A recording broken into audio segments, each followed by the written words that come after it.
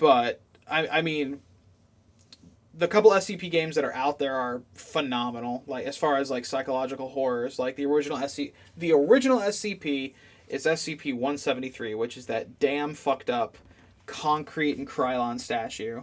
And it makes one hell of a great horror game. But there's so many more now. Like, man, I don't even know where to start. I mean, you've got Cain, you've got Abel, um, Cain and Abel. You've got the hard to destroy reptile. You got the Plague Doctor, and in the after they expanded it because they put a lot of work into it. Whoever the guys are, um, oh yeah, and a massive amount of good stuff. In the original SCP game, you were mostly just running away from SCP-173, but they added in like the Plague Doctor and a bunch of others. The if you're not For anybody out there that's not familiar with SCP, if you wanted a really really great story driven introduction to it, and you're not a huge fan of reading, there's a guy on YouTube called the Volgun, Volgun, and he does dramatic readings of them. I think it might be his full time job because his Patreon is popping off. But he puts in like a super amount of effort into like his videos, and I've enjoyed every single one of them. Uh, SCPs are absolutely a great time. It's like all the best distilled parts of like X from 4chan of like paranormal stories. Don't get me wrong. Some of those are pretty good too. Like I've been known to peruse YouTube and look for the occasional like Skinwalker story because those are always like that is absolutely like the cryptid monster paranormal thing that probably terrifies me most because they're just so intelligent seeming, like, and kind of hard to kill. Like I'll be real with you. If there's like a creature and like me plus baseball bat makes me be able to put up a good fight, it's not particularly terrifying. Like if I'm armed with a baseball bat and I feel comfortable with my chances, it's not gonna it's not really gonna put me in that like horror setting. Or anytime like it's your own stupidity, like the classic like gag of like, oh, we're just the whitest family that's ever existed, and we are going to go to this house in the country because we need to reevaluate our lives with our two troubled teenagers. One is 12, he is a boy. One is a daughter, she is 16. But we won't believe them when they say that there's bad things going on in the house. Like, no. Like, that does not terrify me at all because I would know well before that's like, yeah, there is some bullshit afoot. Let's fucking leave. Um, but I would say the better horror is a very interesting genre because it has a lot of like it has to resonate with you personally to make you afraid of it. It's not just like some concepts are just terrifying, like the original like zombie movies and stuff like that. It was a terrifying concept at the time, but now like I don't know anybody that goes to a zombie movie to be afraid of zombies. Like ask yourself, is there anybody out there that actually is watching a zombie movie to get scared? No, it's more of a suspense. Um, and I mean, being generous for some of them. And don't get me wrong, people put unique spins on it because you've got slow zombies, fast zombies. But like, if you've never actually taken the time to look at like Night of the Living Dead and how utterly like unterrifying it is, like you have to ask yourself how far horror's come. I would say one of the guys that actually stands up pretty good despite age is Alfred Hitchcock. Which that's an easy one to say. It's like, oh wow, he was really good at horror, but like he pioneered a lot of like, it wasn't just like gimmicky. It was concepts that made you afraid, like birds. Because when you think about it, like birds aren't scary. He made birds scary. Just the idea that like if they were all like against humans, how much of an issue would it be? And the reason they're scary, like zombies are scary, don't get me wrong. Like being in a zombie situation, horrifying. But like it's a lot of jump scare stuff. But you can imagine like another person attacking another person. Like it happens every day. It's probably as I'm talking, someone's getting stabbed by another person. Like it's not novel to say like humans can be scary and terrifying, but with birds, there's this certain degree of unassailability, because like if you like, I mean, yeah, we got guns and stuff, but like if other than that, other than trying to shoot them out of the sky, there's really no recourse for dealing with a bird. They just fly the fuck away. They tons of fucking freedom. And I don't know. Maybe I'm just talking out my ass here, but like, to get back on just horror itself, it has to have some sort of personal connection to you to actually be scary. It has to, and so the easier way to make a personal connection is you've got to play on some sort of primal fear, something that makes you afraid of it because it's just not right, or it takes advantage of like normal human weaknesses. Like, yes, exactly, it has to resonate. Like for example, one of my favorite series is the Alien series. I fucking love pretty much almost any Alien movie, but I'm a sucker for sci-fi and for creature features. But the one of the things that would make you afraid, or you can like feel the fear of somebody, is like anybody that is host to one of the aliens when it like breaks through their chest. Like that absolutely wrecked people. The original audience that was like screening it, like there are shit. Let me look it up. I think I can find. I think they took photos of like people's reaction to the original like chest burster scene. Let's see, Alien photo screening.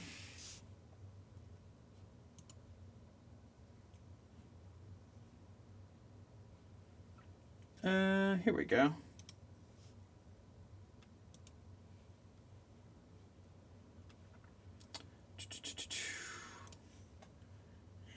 And we will just unlock that. And we will go ahead and throw that up as soon as there we go.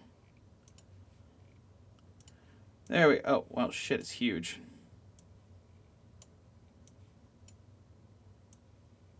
This is what one of the photos from the original screening. Thank you. Let me stock photo. But yeah, just because it was ingenious. It was like, it's not what you would think, where it like just explodes out of your fucking chest. Move that to the side. But having like the idea of being like a host to something and then it like turning around and killing you later. Oh yeah. Oh, okay. Interesting fact about the Alien series, as far as like the original movie, the original Xenomorph was like had no prosthetics. It was just a dude in a costume. I mean, like the fingers had a bit of prosthetics on it, but some of the producers were just in a bar, and there was well, here, since we're given, better give him his name too. Original. But he just had such odd proportions. And they just were like, hey, do you want to be in a movie? His name was Bolaji Bodejo. And he was just this tall, lanky dude. And so they're like, hey. And essentially, he was just in a bar. They found him, and they gave him a role. And then afterwards, they're like, hey, you want to do more stuff? He's like, no, I'm going to go back home to Nigeria. And then he did. And then he apparently died at the age of 39. But yeah, they were just like, hey, you want to dress up like an alien? And he's like, sounds good to me. Fuck it. I got nothing else going on right now. So yeah, that was neat. And then the pitch by James Cameron for Aliens was he wrote Alien on the board, and then he wrote the S for Aliens, and then he turned the S into a $sign, and that was it. That was his whole pitch. He didn't say anything. He just did that, and they're like, "You're funded. Go make another movie." And there's so much more to the Alien franchise. But back onto horror and like what makes SCPs and other things like that. What actually makes genuinely good horror is you need to almost undermine like the unconscious safety of the individual watching. Uh, and a lot of it is someone described it very well once. I'm not sure who, as because it was just a quote floating around, but there was horror is not loud. Horror is not this giant bulking thing like Resident Evil, like Nemesis and shit like that. Nemesis is not horror. I mean body horror, I guess, because his body's all fucking it up. But at the end of the day, he's not what makes horror horror. Horror is sickly. Horror is creeping. Horror is like just this slow march. And a lot of the ways you could describe death make up a lot of essence of horror. Because I mean, on some level, like we are animals and we have primal nature, and like the biggest issue for an animal is dying or being incapacitated or this or that. Horror is this unstoppable, like slow creeping thing. That's what makes good horror. Not like loud, like you don't Michael Bay it. Don't fucking come in here with explosions. And be like, oh, it's horror. No, it's not. It's really not.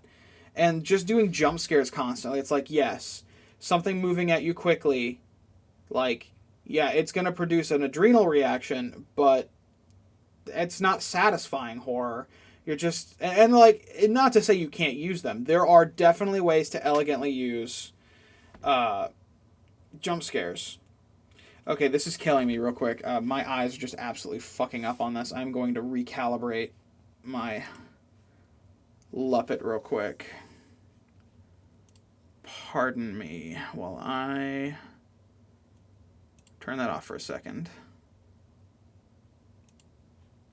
Candyman in the Dark. I've not heard of that one.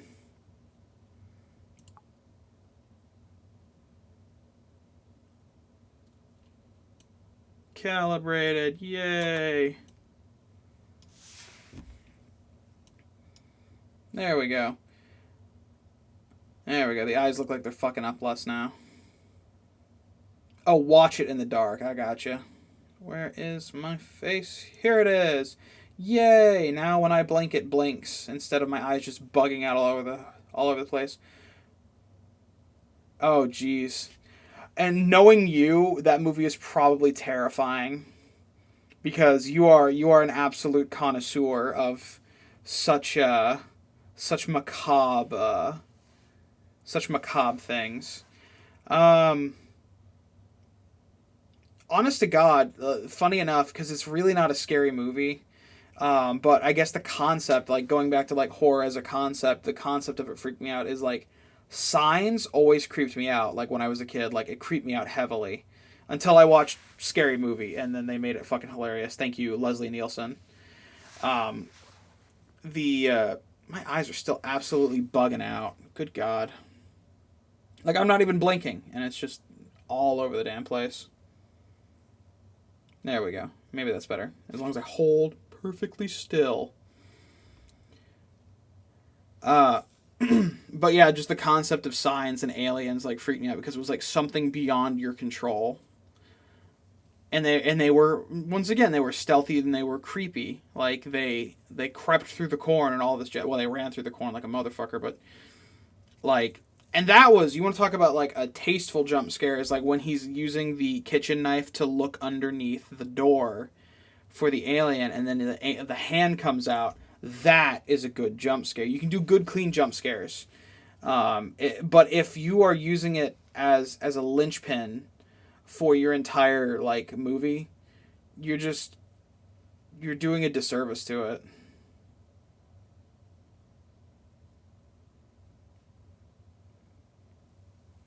Still twitchy as though you are either lacking sleep or over caffeinated or both. It's true. Like the like horror should produce, in my opinion, some level of adrenal response. Like you should be able to feel it. Um, and dread itself doesn't have to produce like an adrenal response, but like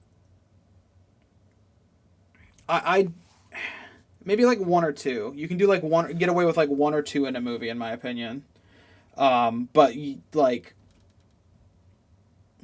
you also have to be very careful at where you place it because it's been so overdone and used as such a crutch. Like when you're watching a quote unquote scary movie and like anybody's in a bathroom with a mirror that opens or closes, you're immediately like, okay, if they open the mirror and then the mirror's gone and it comes back, there'll be something behind them. But that can also be used as a good tool. You subvert those cliches and don't have that, you can throw people off because like whether people consciously or unconsciously, like they have some inkling that of what to expect.